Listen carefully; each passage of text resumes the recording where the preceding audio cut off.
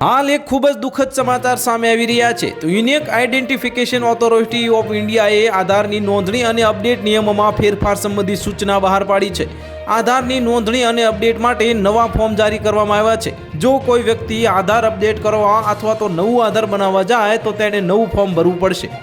NRI માટે અલગ form બહાર પાડવામાં આવ્યા છે। નવા નિયમોને કારણે હવે આધાર કાર્ડમાં ડેમોગ્રાફિક ડેટા જેમ કે નામ, સરનામું વગેરે અપડેટ કરવાનું પહેલાં કરતાં વધુ સરળ બનશે।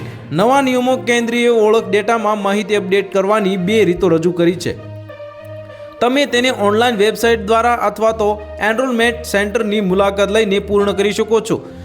જૂના નિયમો હેઠળ સરનામું અને અન્ય કેટલીક માહિતી ઓનલાઈનના મોડમાં અપડેટ કરવાની સુવિધા હતી। અન્ય બાબતોને અપડેટ કરવા માટે વ્યક્તિએ એનરોલમેન્ટ સેન્ટર પર જવું પડતું હતું।